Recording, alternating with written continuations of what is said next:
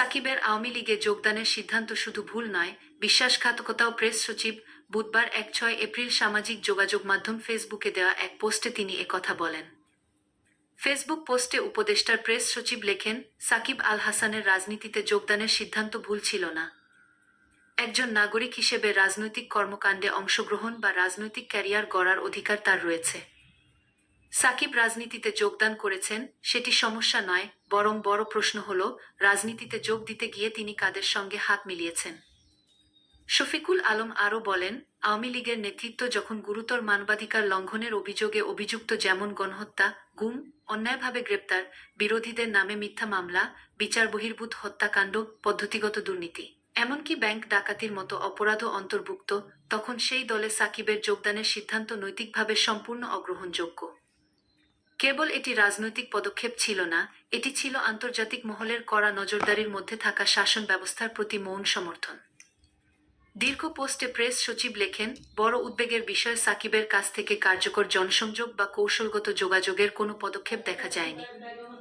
সাকিব চাইলে বিশ্বের শীর্ষস্থানীয় স্পোর্টস ও ইমেজ ম্যানেজমেন্ট এজেন্সির পরামর্শ নিতে পারতেন, যারা বিশ্ববিখ্যাত সেলিব্রিটিদের কৌশলগত দিক নির্দেশনা দিয়ে থাকে। তারা নিশ্চয়ই তাকে এমন একটি সিদ্ধান্ত থেকে বিরত রাখত, যা এখন তার মর্যাদা ও ব্র্যান্ড উভয়কেই কলুষিত করেছে। তার ক্রিকেট ক্যারিয়ারের সর্বোচ্চ সময়ে তিনি কোটি কোটি টাকা উপার্জন করেছেন। তাই প্রফেশনাল পিআর পরামর্শ নেওয়া কখনো তার নাগালের বাইরে ছিল না।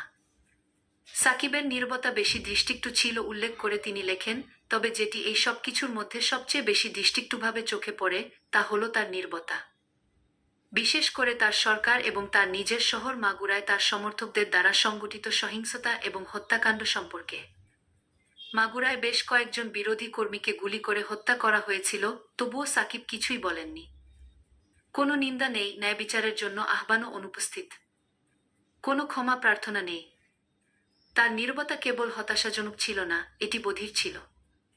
প্রেস সচিব বলেন, সাকিব বাংলাদেশের সর্বকালের সবচেয়ে প্রতিভাবান ক্রিকেটার হতে পারেন, কিন্তু প্রতিভা ও জাতীয় দলের হয়ে পারফর্ম করা কিন্তু দায়মুক্তি দেয় না। একটি সরকারের পাশে দাঁড়িয়ে, যাদের বিরুদ্ধে জাতিসংঘ নিজ দেশের জনগণের বিরুদ্ধে মানবতাবিরোধী অপরাধের অভিযোগ এনেছে, তিনি দেশের ইতিহাসের কিছু অন্ধকার অধ্যায়কে বৈধতা দিয়েছেন। শফিকুল আলম বলেন, এই মুহূর্তে তার কর্মকাণ্ডের সবচেয়ে যুক্তিসঙ্গত ব্যাখ্যা হল লোভ। তার রাজনৈতিক পদক্ষেপে বিতর্কিত ব্যক্তিত্বদের সাথে তার সম্পর্ক সবকিছু একই দিক নির্দেশ করে। সেটি হলো ব্যক্তিগত লাভ, জনসেবা নয়। সাকিবের আওয়ামী লীগে যোগদান বিশ্বাসঘাতকতা ছিল উল্লেখ করে তিনি লেখেন, একদিন সাকিবকে ফিরে আসতে হতে পারে।